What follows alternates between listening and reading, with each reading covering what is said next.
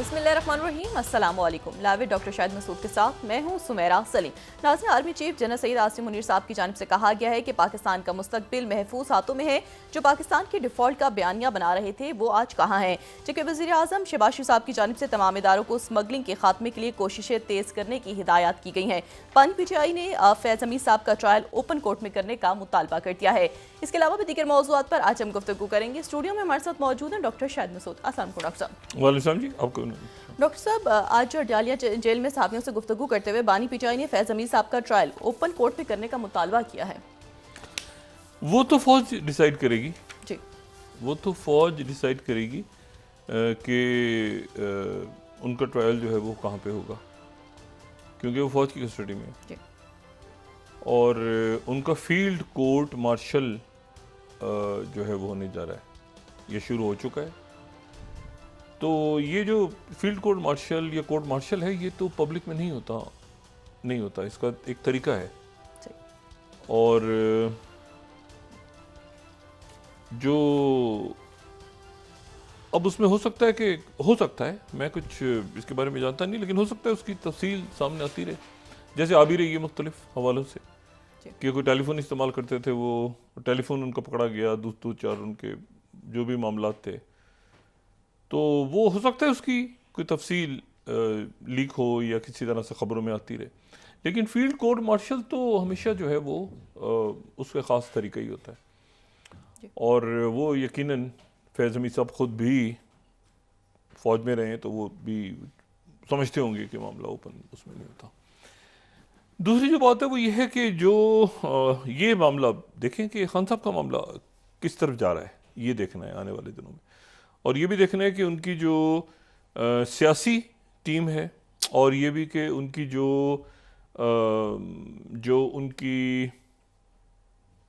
उनकी वकला की टीम है, वो इन मामलात को किस तरह से देखते हैं और किस तरह से आने वाले दिनों में निबरत आज़मा होते हैं। तो ये भी डेवलपिंग स्टोरी जिसे मैं कहता हूँ कि ये डेवलपिंग स्टोरी है। आज जो है वो यूथ कन्वेंशन भी हुआ, उसमें भी तकारीर हुई, शहबाज शरीफ साहब ने भी की और आर्मी चीफ ने भी की।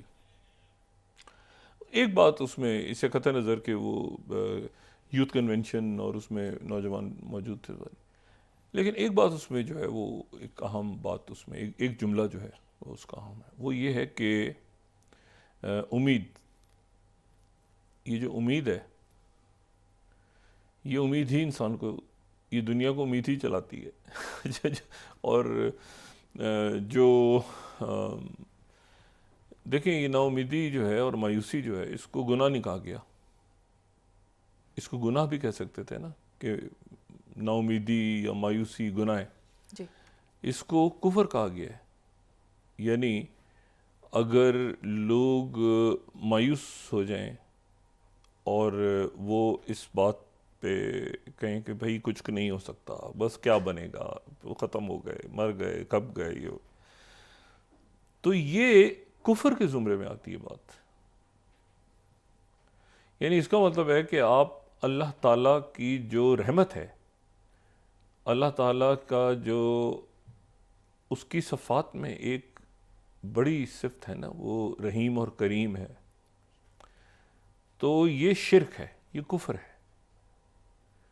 और आप ये देखें कि बड़े बड़े अंबिया जो हैं वो कितनी आजमाइशों से गुजरे, तो क्या वो मायूस हो गए थे? या बड़े बड़े औलिया या बड़ी बड़ी शख्सियात, या आप इस्लाम से अगर गैर मुस्लिम जो हैं उनको भी देखें, आप मंडेला को देखें, वो 27 साल जेल में पड़ा हुआ था तो मायूस हो गया था कि अल्लाह की रहमत से। और आज भी आप दुनिया में देखें तो कितने मुल्क ऐसे हैं जहाँ पे, कितने मुल्क ऐसे हैं जहाँ के हालात बद से बदतर हैं, लेकिन ये है कि वहाँ पे उम्मीद के सहारे लोग अपनी ज़िंदगी गुजार रहे हैं। उम्मीद एक ऐसी अल्लाह ताला की एक बरकत है कि जो इसको छोड़ता है वो फिर मतलब कुफर है, बस बात ख़त्म। मतलब मायूसी जो है ये कुफर है, देखें ना। तो अब ये जो बात होती है ना कि ख़त्म हो गया, क्या बनेगा, ये वो फलाना, ये बात जो है, ये कहने से पहले इसको ज़रा सोच लेना चाहिए। अब कुछ नहीं बन सकता, अब कुछ नहीं होगा, ये होगा, वो फलाना होगा। हम कह देते हैं बात, और रोज़मर्रा ज़िंदगी में भी कह देते हैं, बीमार होते हैं तो भी, तकलीफ़ में होते हैं तो भी कह देते हैं। लेकिन ये भी तो है ना फिर कुरान में कि हमने माल दे के भी आज़माया और माल छीन के भी आज़माया। तो एक तरफ तो कुरान शरीफ में आपको बादशाह पैगंबर मिलते हैं, हज़रत दाऊद अलैहिस्सलाम के बारे में कहा जाता है कि उनसे बड़ी कोई शायदी सल्तनत जिनका इंतज़ार कर रहे हैं, जो है ना वो यहूदी कहते हैं ना कि किंग की आमद होगी, तो वो डेविड का इंतज़ार ही कर रहे हैं, दाऊद अलैहिस्सलाम का। और बदतरीन आजमाइशें हज़रत अय्यूब अलैहिस्सलाम,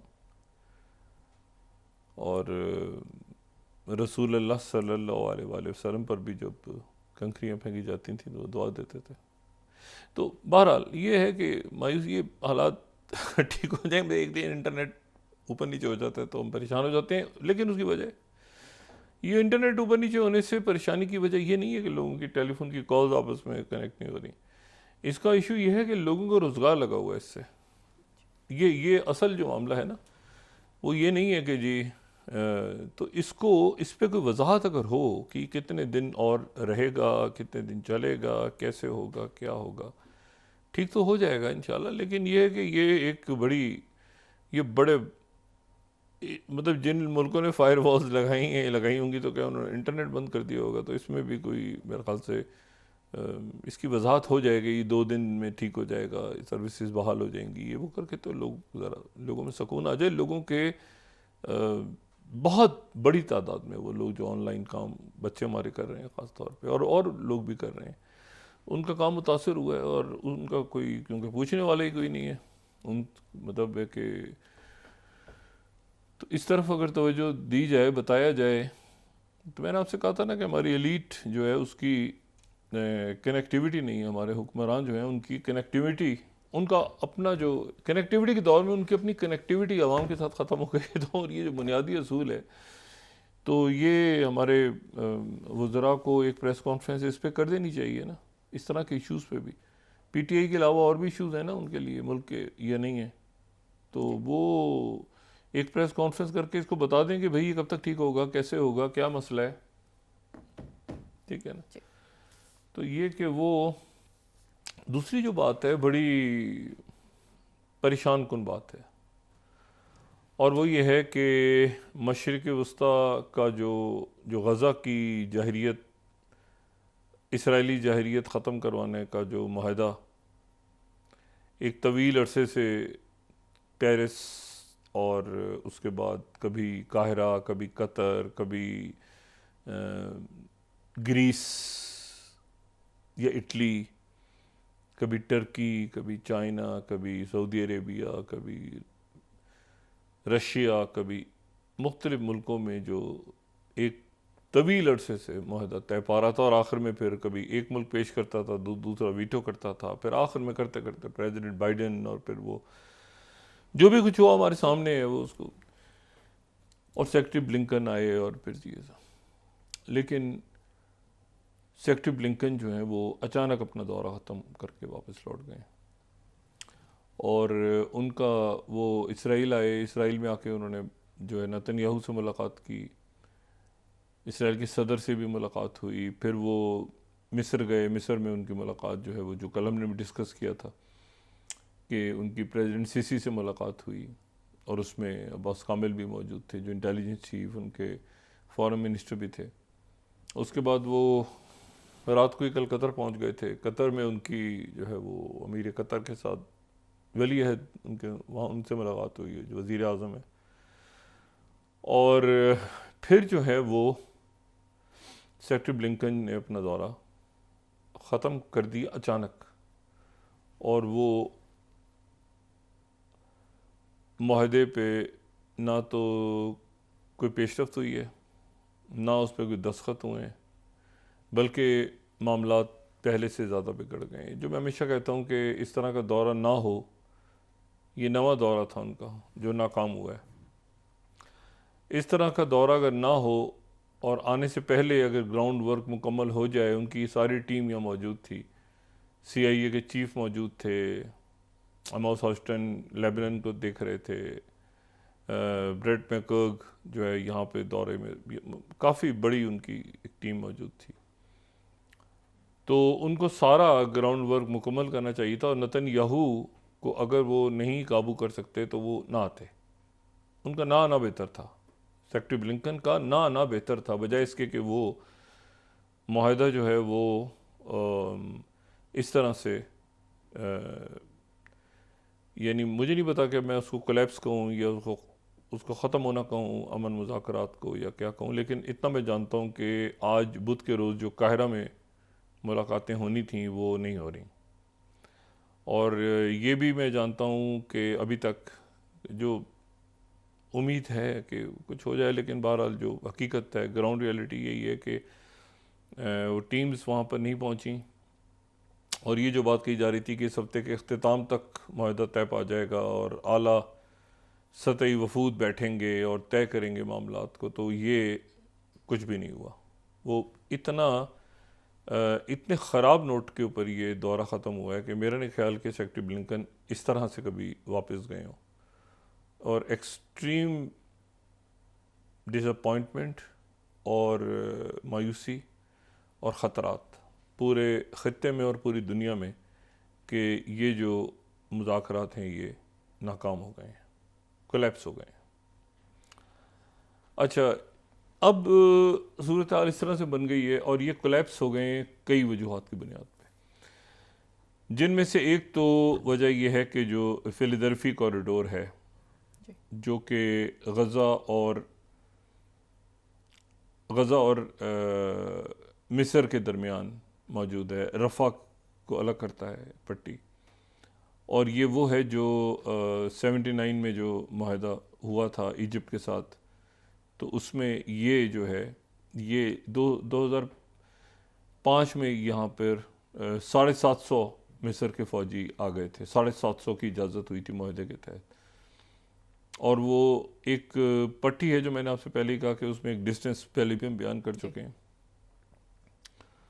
और वो जो है वहाँ पर इसराइल अपनी फ़ौज लेकर आ गया था दरमियान में, और रफ़ा के ऊपर भी आ गया था, और ये तमाम पट्टी पे। तो इसराइल ने कहा कि हम यहाँ से अपनी फ़ौज को नहीं हटाएंगे। पहले ये बात उन्होंने मिस्र में कही, इसराइल में जो मौजूद थे, तो ये सेक्रेटरी ब्लिंकन ने कहा कि तमाम बातों पे राज़ी हो गए हैं नेतन्याहू। हमास ने कहा कि नहीं राज़ी हुए, वो पीछे हटे। फिर वो गए इजिप्ट का भी एक स्टांस है कि जी यहाँ पे तो सवाल ही पैदा नहीं होता कि इसराइल की फ़ौज हमारे सर पे बैठे। जब ये मुआहदा हुआ था ना, तो जो फिलाडेल्फी कॉरिडोर है, इसके मिस्र की तरफ जो आबादी थी उसको मिस्र ने साफ़ कर दिया था, यानी अब वो गज़ा में ही है। यहाँ की बिल्डिंग्स वगैरह उन्होंने सारी ख़त्म कर दी थी, डिमोलिश कर दिया था, तो ये पूरा इलाका जो है ये खाली है। मतलब यहाँ पर ऐसा नहीं है कि वो जो कहते हैं सुरंगों में सामान स्मगल होता है, ये होता है, वो होता है। इसराइल कहता है कि नहीं, हम यहाँ बैठेंगे। और दूसरा जो है वो उनके लिए जो मामला ख़राब हुआ वो दरमियान में इसलिए हुआ कि नेज़मिन का जो इलाका है, जो शारा राशिद और शारा सलाहुद्दीन, ये अगर हम गज़ा का नक्शा देखें ना, तो जो शुमाल से जनूब तक, यानी अगर ये गज़ा को इस तरह की गज़ा की पट्टी को देखें तो शुमाली गज़ा से जनूबी गज़ा तक दो बड़ी सड़कें जाती हैं, शारा सलाहुद्दीन और शारा राशिद। अच्छा, अब ये शारा राशिद और शारा सलाहुद्दीन ये तो जा रही हैं नॉर्थ से साउथ ऐसे। अब इन दो सड़कों के दरमियान में, यानी ये नॉर्थ से साउथ जा रही हैं। अब जिस शख्स ने, ये हम मैप अभी थोड़ी देर में दिखाते हैं, ये वाला मैप जो है ना, यानी आप इस तरह समझें कि यानी अगर किसी ने जनूबी गज़ा से शुमाली गज़ा में जाना हो तो वो इन्हीं सड़कों से जाएगा, ठीक है ना। शुमाली से जनूबी में आना हो तो भी इन्हीं सड़कों से जाएगा। तो वो जो है ये इस तरह से सड़कें दो जो हैं वो आती हैं। अब इन्होंने क्या किया कि इसराइल ने क्या किया कि इन्होंने वो दो सड़कें जो ऐसे आ रही हैं, ठीक है, उन दो सड़कों को उन दो सड़कों के दरमियान, ठीक है, अगर हम ये देखें, मैप दिखा सकें, कि गज़ाज़ टू मेन रोड्स के नाम से, ठीक है। ये 2 रोड्स हैं जो ये आ रही हैं, ठीक है। ये शुमाल से जनूब की तरफ 2 सड़कें आती हैं, ठीक है, जो ऑरेंज कलर में नज़र आ रही हैं। 2 मेन रोड्स हैं ये, ठीक है। सलाउद्दीन स्ट्रीट और अल राशिद स्ट्रीट। अल राशिद जो है वो है साहिल की तरफ, और जो सलाउद्दीन है वो बीच में है, दरमियान में। और ये जो है ये मिलाती हैं शुमाल को जनूब से। अब जनाब इन्होंने क्या किया, इसराइल ने क्या किया कि इन्होंने मशरिक से मगरिब एक पट्टी बना दी जो इन दोनों सड़कों को क्रॉस करती है दरमियान में, और उसका नाम उन्होंने ये रख दिया जो इस वक्त सबसे बड़ा वजह तनाज़ा बना हुआ है, और वो उन्होंने बना दिया ये नज़ामिन कॉरिडोर, जो अभी हम पहले मैप दिखा रहे थे।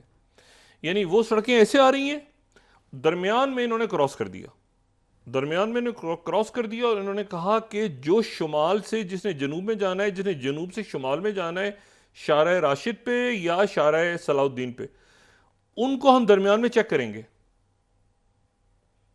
ठीक है। वो ऐसे उन्होंने वो जो मैप अभी हमने दिखाया था, तो वो जो है मेडिटेरियन सी तक, यानी वो शुरू होता है वो शुरू होता है गज़ा और इसराइल का जो बॉर्डर, यानी इस जो मशरिकी बॉर्डर है वहाँ से वो शुरू होता है, और वो जो है वो जाता है कोस्टल लाइन तक। एक मैप हमने भी दिखाया था ऑरेंज, जिसमें वो अगर हम दिखा दें तो क्लैरिटी आ जाएगी, ये, ठीक है। तो ये जो है ये क्रॉस करके उन्होंने दरमियान में से क्रॉस कर दिया। अब आप समझिए, इन्हीं 2 सड़कें ऐसे जा रही थी, दरमियान में इन्होंने क्रॉस कर दिया कि जो भी ऊपर से नीचे जिसने भी जाना है वो यहां से क्रॉस होगा।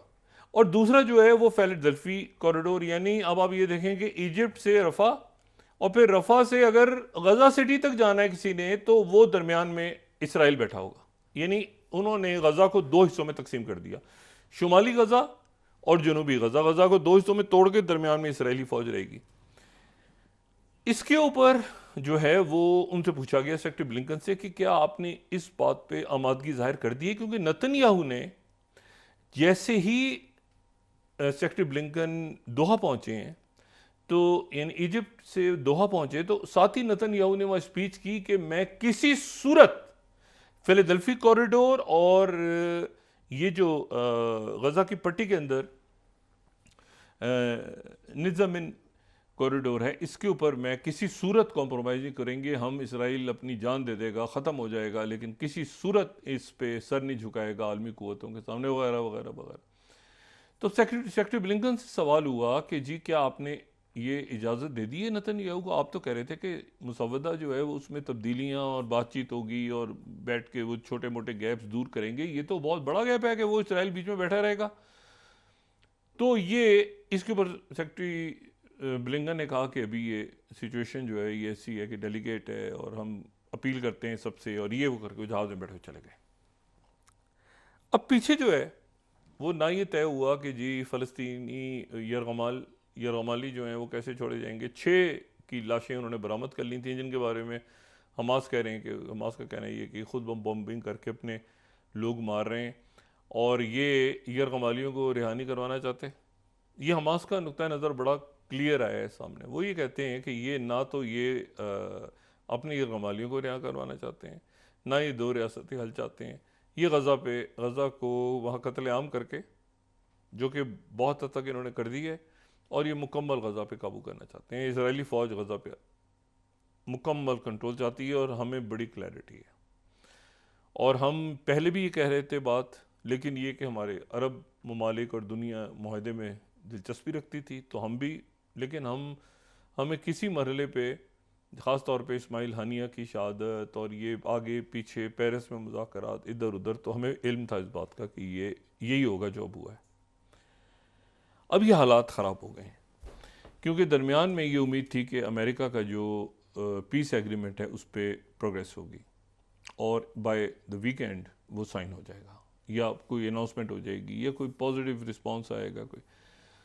लेकिन वो जो है ये बात बिगड़ गई, और सेक्रेटरी ब्लिंकन चले गए। और सेक्रेटरी ब्लिंकन ने जाने के बाद उनके जो है वो उससे पहले चंद घंटे पहले जो इसराइल की फ़ौज है उसने लेबनान पे अटैक किया और वहाँ पे अल-फतह हिजबुल्लाह नहीं, फतह के एक कमांडर, एक उनके रहनुमा के भाई को, जो ख़ुद भी फतह के एक बड़े इंपॉर्टेंट रहनुमा हैं, वो लेबनान में थे, उनको निशाना बनाया, उनको शहीद कर दिया।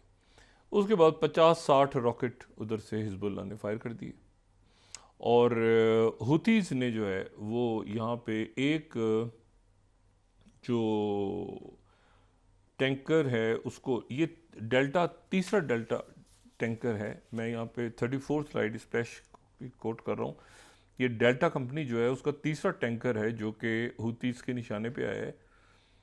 और ये जो हमले हुए हैं, 2 हमले हुए हैं, एक तो डेल्टा टैंकर पे हुआ है, दूसरा जो है वो एक और शिप के ऊपर जिस पे ग्रीस का झंडा लगा हुआ था उसके ऊपर हुतीज़ ने अटैक किया है। और वो इस तरह से अटैक किया है, ये मैं CBS न्यूज़ को कोट कर रहा हूँ, 35 स्लाइड, कि ship hit by suspected Houthis missile in Red Sea leaving vessel not under command.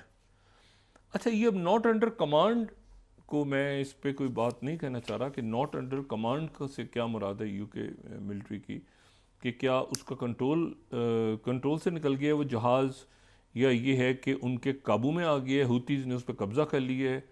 Not under command, अभी इतना ही आया है हमारे पास मैसेज। हुतीज़ जो हैं, हुतीज़ का जो मीडिया है या हुतीज़ के जो रहनुमा हैं वो इसके बारे में कुछ नहीं कह रहे, लेकिन ये जो यूके मिलिट्री ने जो बात की है, जो मैं CBS न्यूज़ को कोट कर रहा हूँ, कि ये जो हैं ये अंडर कमांड नहीं है उनके। तो ये अंडर कमांड से मैं इस पर कोई तबसरा नहीं करना चाह रहा कि अंडर कमांड से ये मिलिट्री क्या कहना चाह रही है। या तो ये है कि उसका कम्युनिकेशन सिस्टम सारा ख़त्म हो गया है, तो अगर ये ख़त्म हो गया सारा कम्युनिकेशन सिस्टम तो फिर तो हुतीज़ इसको कैप्चर कर लेंगे। और तो ये एक सिचुएशन ख़राब हो रही है, दोनों तरफ ख़राब हो रही है। ये हो रही है ख़राब हिजबुल्लाह। अच्छा, हिजबुल्लाह ने जो अभी अटैक किया तो गैलेंट कह रहे हैं कि अब हम लेबनान पे अटैक करेंगे। अब वो सारा, वो कहते हैं ना, सब काम ख़राब हो गया बीच में इस वक्त। एमोस हुस्टन भी कहीं चले गए हैं, सेक्रेटरी ब्लिंकन के अंडर थे ना सारे, तो सेक्रेटरी ब्लिंकन ही, तो वो चूँकि वो चले गए हैं तो सारी टीम्स तितर बितर हो गई हैं। व्हाट नेक्स्ट अब किसी को नहीं पता। जो डेमोक्रेटिक कन्वेंशन आज हो रहा है उसमें मुजाहरे वगैरह होंगे, वहाँ पे बिल क्लिंटन आज स्पीच करेंगे और उनके जो वाइस प्रेसिडेंट नॉमिनी हैं टिम वॉल्स, वो भी आज स्पीच करेंगे। कल ओबामा ने स्पीच की थी उसमें दूसरे रोज़, और कैमला हैरिस ने भी की थी। तो आज जो है वो वहाँ मुजाहरे वगैरह हो रहे हैं, लेकिन इतने बड़े मुजाहरे नहीं हो रहे कि वो 1968 की तरह वो डिस्टर्ब कर दें पूरा कन्वेंशन। यानी 68 में तो कन्वेंशन ही डिस्टर्ब हो गया था डेमोक्रेट्स का, जो कल भी मैंने बात की कि लिंडन जॉनसन को रिजाइनिंग बिल्कुल ही हटना पड़ गया था पीछे हट के। तो वो लिंडन तो असल में एक तरह से देखा जाए ना तो 68 वाली सूरत हो चुकी है ऑलरेडी, कि बाइडेन हट चुके हैं ना, तो उस वक्त जॉनसन हट गए थे। लेकिन ये है कि वो इन हंगामों की वजह से नहीं हटे बाइडेन। मतलब बाइडेन जो हटे हैं वो तो इसलिए हटे हैं कि उनके ऊपर वैसे तनकीद हो रही थी कि भाई आपसे बात नहीं की जा रही, आपका परफॉर्मेंस ठीक नहीं है, ये वो। तो वो कैमला हैरिस की उन्होंने बड़ी तारीफ़ें की अपनी स्पीच में, जो हमने कल भी बात की थी। ओबामा ने बहुत तारीफ़ें की कैमला हैरिस की, और आज जो है वो बिल क्लिंटन आएंगे। हिलरी ने बहुत तारीफ़ें की थी, तो बिल क्लिंटन आएंगे और आज उनके वाइस प्रेसिडेंट आएंगे। और जो उनके वाइस प्रेसिडेंट हैं ये बड़े पॉपुलर हैं, बहुत पॉपुलर हैं। वाइस प्रेसिडेंट जो हैं, वाइस प्रेसिडेंशियल जो कैंडिडेट हैं डेमोक्रेट के, ये बहुत पॉपुलर हैं, बहुत ज़्यादा। और ये जो हैं ये स्कूल टीचर रहे हैं, बड़ी प्लेजेंट सी पर्सनैलिटी है इनकी। तो और ये जो हैं ये इनके ऊपर इल्ज़ाम लगता रहता है कि ये फ़लस्तीनियों के हामी हैं, लेकिन बहरहाल अभी तो वो इलेक्शन लड़ रहे हैं इस वक्त। टिम वॉल्स जो हैं तो बड़ी प्लेजेंट पर्सनैलिटी है, बड़े होते हैं ना कि अच्छे लगते हैं बात करते हुए, तो इनकी बड़ी पॉपुलैरिटी है, पॉपुलर, बड़ा अच्छी चॉइस है कैमला हैरिस की और डेमोक्रेट्स की कि इनको कैमला हैरिस की कि इनको पिक किए। अच्छा, अब ये तो हो गया मशरिक़ वस्ता के हालात तो हो गए ख़राब। उधर जनाब इंडियन प्राइम मिनिस्टर मोदी वारसो पहुंच गए, पोलैंड, और वहाँ से वो जो वहाँ से वो रवाना होंगे। अब वहाँ पे ज़ाहिर है कि वो पहुँचे हैं, एक प्रेशर है बड़ा सख्त किस्म का, और वो प्रेशर उनके ऊपर अमेरिका से आया और अमेरिका से प्रेशर आया कि आप इसको बैलेंस करें, तो वो रेल फोर्स 1 है। जैसे एयरफोर्स 1 होती है ना, इस तरह से रेल फोर्स 1 है, जो एक बड़ी खूबसूरत सी ट्रेन है 10 घंटे की जी। और उसमें बाइडन, ऋषि सुनाक, 200 लोग जो हैं उसमें आला शख्सियात वो सफ़र कर चुकी हैं उस ट्रेन में। वो ट्रेन जो वार्सो से कीव तक आती है, तो वो भी 10 घंटे का ट्रैवल करेंगे, फिर 7 घंटे यूक्रेन में रुकेंगे, फिर शायद वापस ट्रेन में जाएंगे। क्या वो किस तरह से होगा? तो ये बहरहाल जी, तो ये जंगें फैल रही हैं, मामला जो है ना ख़राब हो रहे हैं ख़ित्ते के। अब ये इतने बुरे हालात में अब हम क्या डिस्कस करेंगे? यहाँ पे तारीख़ आगे हो गई, एक जो है वो मतलब ये पाकिस्तान के हालात तो मैन मेड क्राइसिस है, इसको संभालना चाहिए, जितनी जल्दी हम संभाल सकें उतना बेहतर है। नाज़रीन वापस आते हैं एक छोटे से ब्रेक के बाद।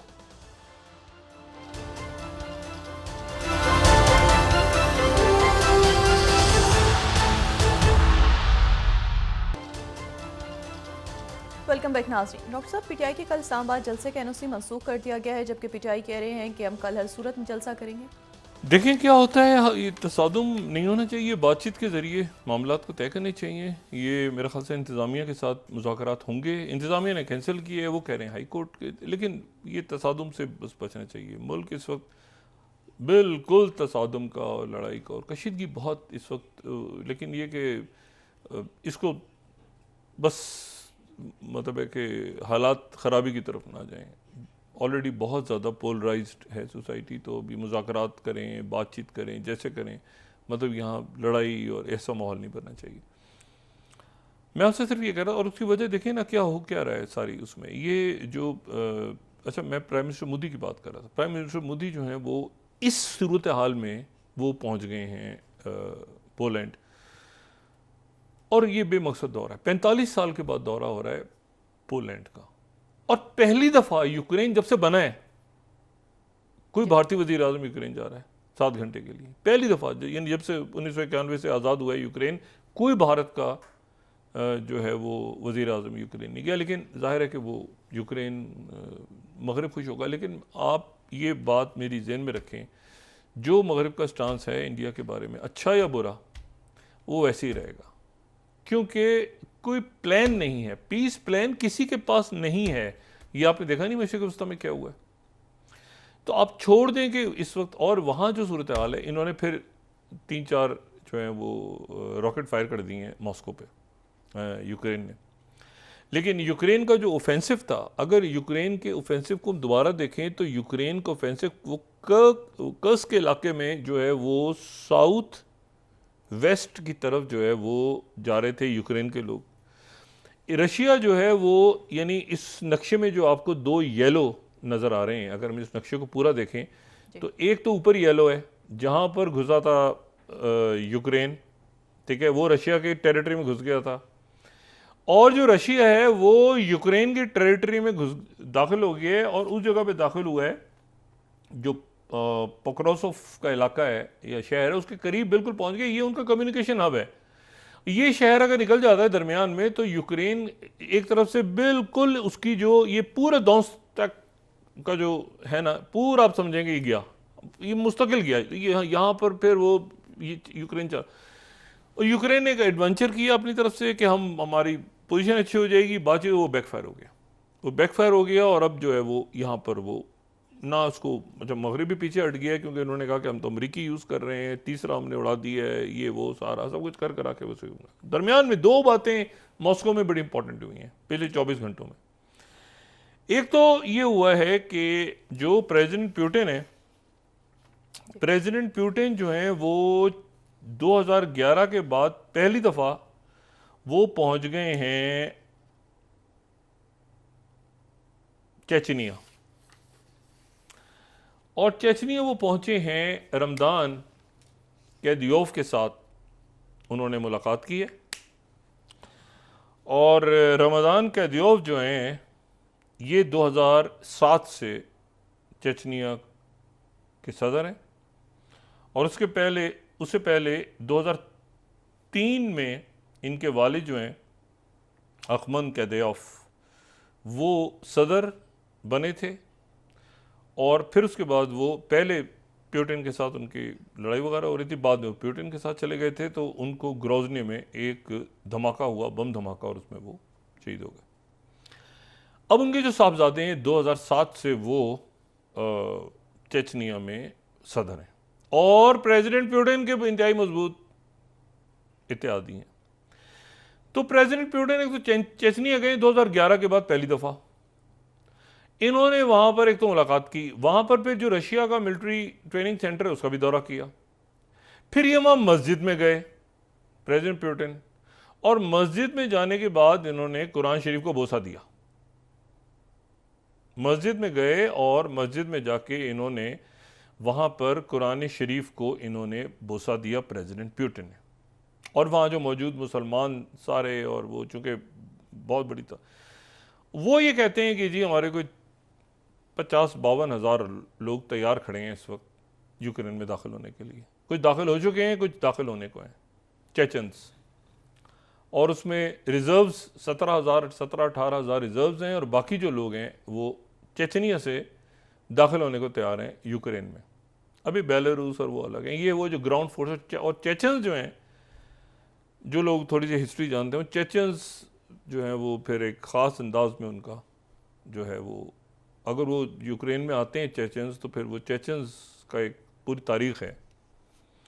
दूसरा ये हुआ है जो एक बहुत इम्पॉर्टेंट विजिट हुआ है, और उसका मौका बड़ा इम्पॉर्टेंट है, लेकिन टाइमिंग्स मैटर करती हैं कुछ चीज़ों की। प्रेसिडेंट प्यूटिन चेचनिया आए, प्राइम मिनिस्टर मोदी पहुंचे पोलैंड, और पोलैंड से आ रहे हैं यूक्रेन, और एक शख्सियत जो है वो 4 दिन के दौरे पे पहुंच गई मॉस्को।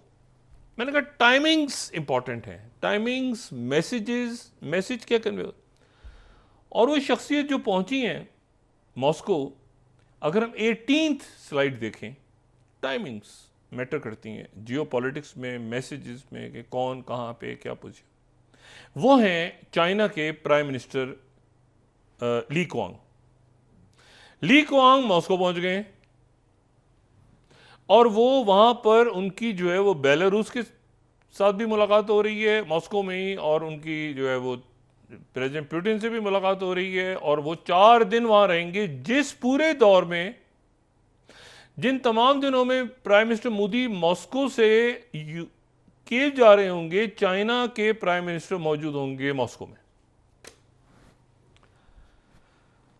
ठीक है, और ये जो है मैंने आपसे पहले भी कहा कि एक इसमें जो, और उस वक्त होंगे जब जो सरप्राइज रेड था यूक्रेन का वो वापस हो गया, और वापस होने के बाद जो है वो मतलब वापस हो गया और रिकैप्चर कर लिया अपने इलाकों को, और मज़ीद, और भी इन्हीं दिनों में जब चाइना के प्राइम मिनिस्टर बैठे होंगे मॉस्को, और चेचनिया से 2 मुल्कों का दौरा उन्होंने किया है प्रेसिडेंट पुतिन ने इन्हीं दिनों में 2 मुल्कों का दौरा किया। दोनों मेरे नज़दीक बहुत अहमियत रखते हैं। एक प्रेसिडेंट पुतिन ऐसे ही नहीं उठ चले जाते, पुतिन का जो विजिट होता है वो बहुत मैटर करता है।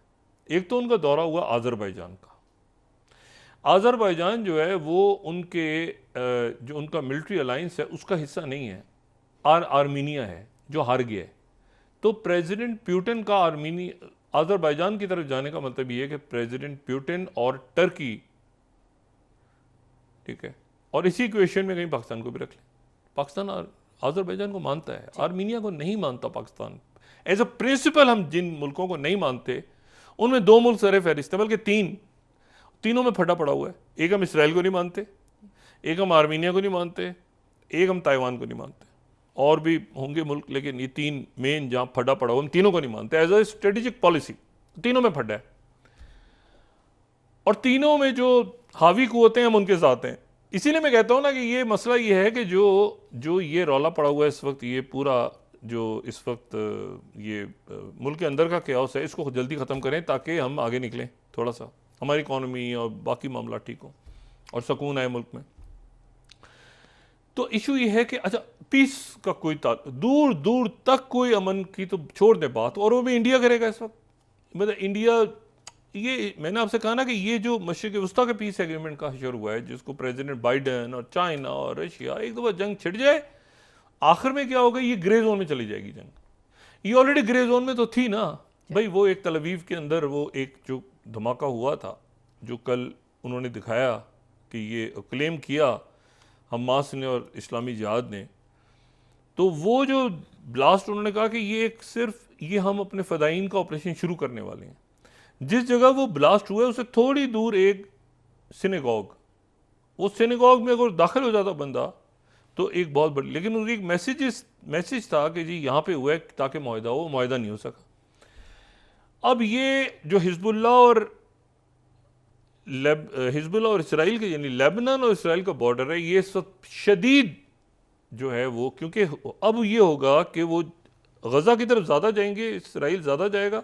अभी फिर शहादतें आज 50 के करीब बॉम्बिंग बहुत ज़्यादा हुई हैं, तो उधर से हम हिजबुल्लाह बॉर्डर खोलेगा, हिजबुल्लाह बॉर्डर खोल देगा।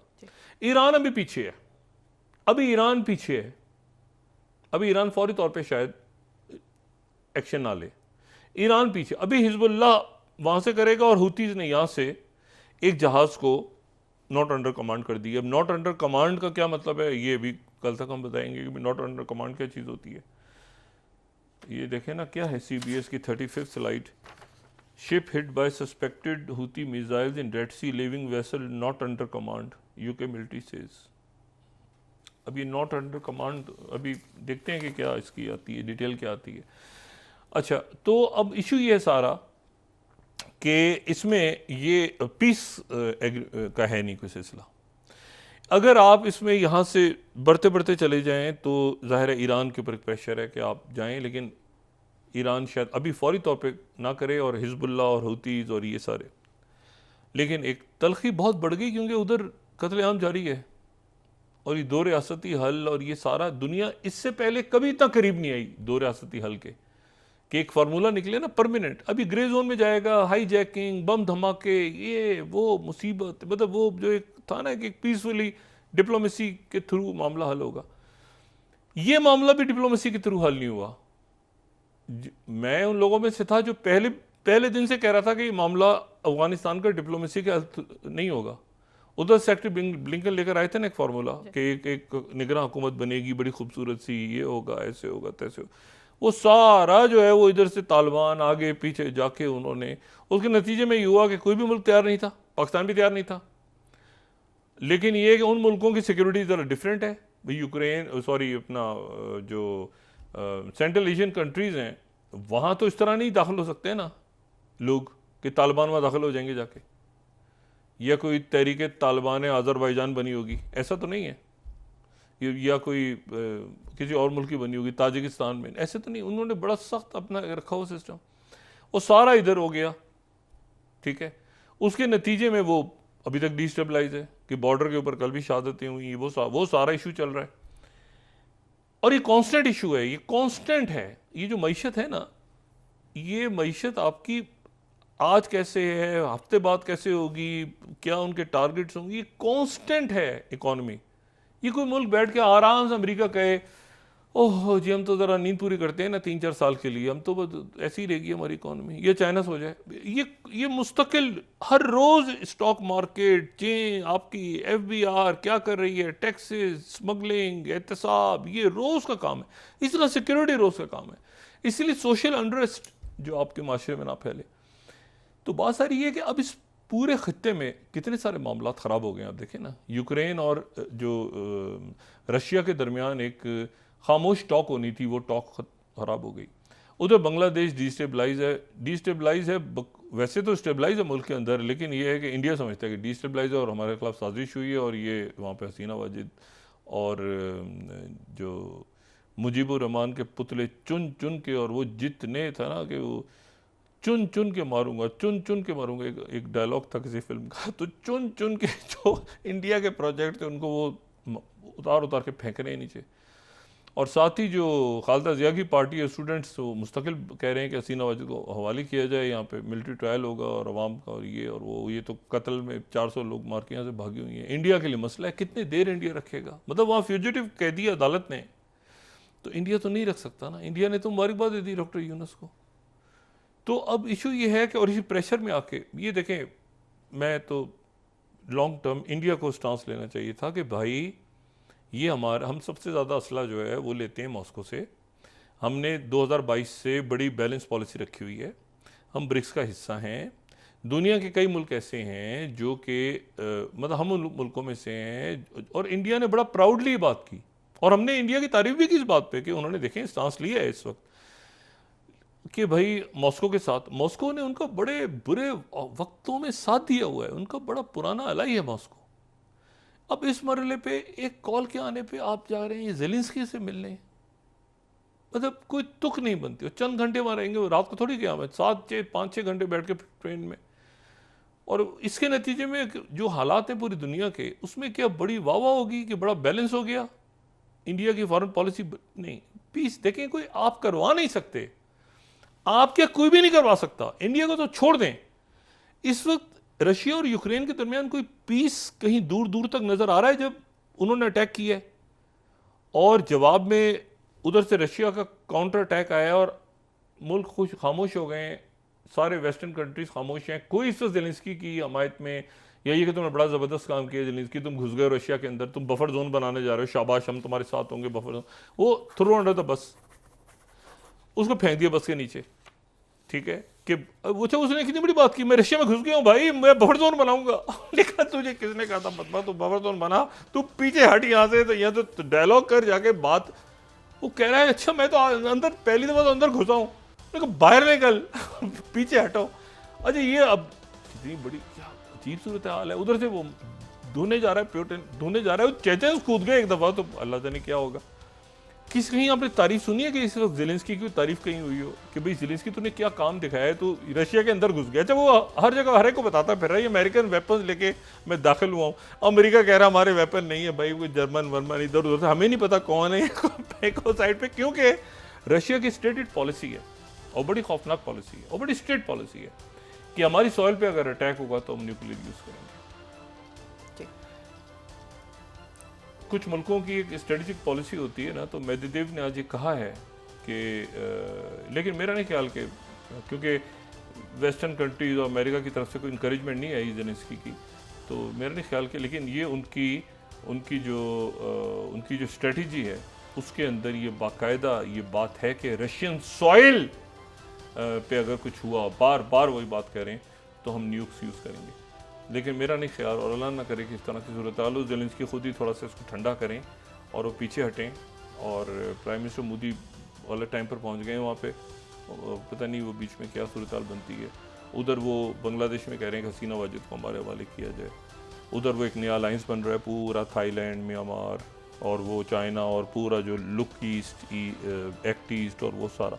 तो दुनिया में बड़ा टर्मोइल है, हमारे पास भी टर्मोइल है, अफगानिस्तान के अंदर सॉइल उनकी इस्तेमाल हो रही है। तो इस वक्त ये है कि मुनासिब नहीं है, लगता अच्छा नहीं लगता कि अब ये मैन मेड क्राइसिस जो है ना आपस में, कि जी एक सीट उसकी नहीं होगी, उसकी वजह मेरे साथ क्या असर पड़ेगा मुझे पता ही ना, क्या मुझे तो नहीं पता कि क्या होगा। एक खसूसी सीट, मुझे नाम भी नहीं पता, बहुत सी शख्सियात को मैं जानता हूँ, बहुत से लोगों को मैं जानता ही नहीं हूँ। तो ये है कि इसको बैठ के ज़रा तय करें मामलात को, तसादुम से बचें, और तसादुम तो बिल्कुल भी अच्छा नहीं है सब मुल्क के लिए, सबका मुल्क है। तो उम्मीद करते हैं कि कल हालात बेहतर रहेंगे और अल्लाह ताला खैर करे। ये बाहर के हालात ठीक नहीं है इस वक्त, और ये हमें इस बात का इदराक होना चाहिए। जी बहुत शुक्रिया डॉक्टर साहब। नाज़रीन, इसके साथ ही आज का प्रोग्राम अपने अख्ताम को पहुंचा। मुझे सुमैरा सलीम को इजाज़त दीजिए, अल्लाह ने के बाद। जी डॉक्टर साहब, अपना दोस्तों रिश्तेदारों, गिरदो नवाह के लोगों का सब ख्याल रखिएगा। अल्लाह हाफ़िज़।